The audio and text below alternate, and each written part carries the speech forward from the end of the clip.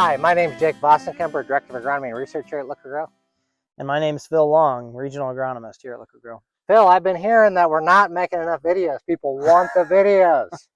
Get it done. We've been in the field putting out fall treatments. We've been in the field harvesting. We've got a lot of exciting things coming. We were just harvesting some iron deficiency chlorosis research plots last night.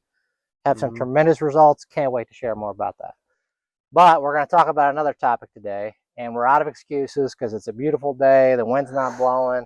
The research tractors actually broke down at the minute. So we do have time to make a video. Yeah, unfortunately, plenty of time right now. So Phil, the question that we've been getting a lot and a lot of talk in the countryside, why are these roots pulling out of the ground and being sucked into the corn head? What's going on there? Yeah, so it seems like we've had a little bit of a couple different things going on this fall. I would say one is I have noticed and heard from a lot of people saying that, even on our own farm, that pulling when they're going down the row with their combine, the stalks are so brittle, they're breaking off literally at the top and then getting sucked in. You know, we don't like to take that much of the corn plant into the combine, but we have that issue. And then we also have roots literally uprooting, kind of like a tree in a storm, with most people having stompers or some form of a stalk stomper on their head.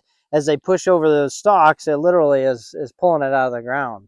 So it's kind of it's kind of interesting because, you know, probably in the history we haven't had this many people with stompers on their combines, so it's more obvious. And I've been getting more questions about it because everybody's seeing it because those stompers push on it, and typically they break it off like that.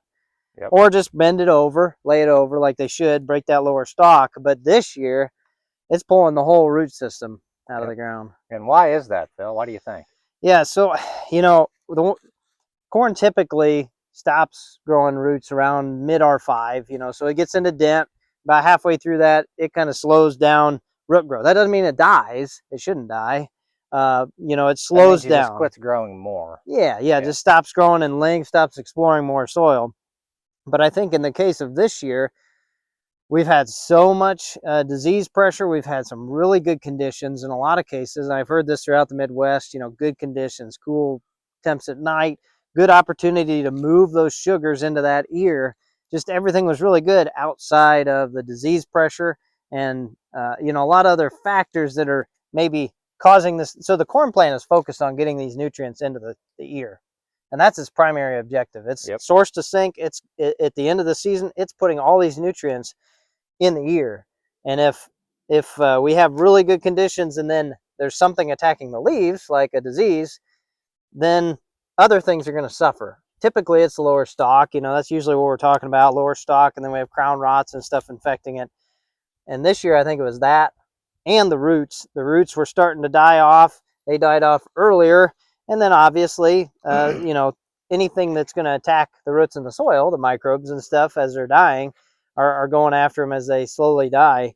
But I think we had a lot of that, a lot of these things adding up that unfortunately meant they didn't keep as much root health as what we typically see in the fall to anchor them and stay anchored. I think they're just so, you know, not just brittle, but like I said, dead.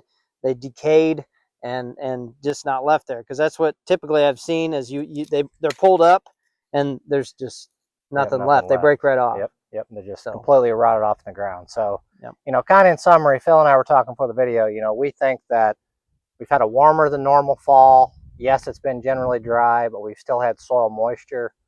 That soil moisture and those warm temperatures have really enhanced biological activity and breakdown of roots that are left in the soil. On top of that, as you said, Phil, the roots gave up earlier than normal because the plant was trying to make sure it filled the ear and make the grain. So it gave up on feeding the roots and keeping them alive. So they died earlier in combination with the warm fall. And we just the roots are just completely done. So exactly.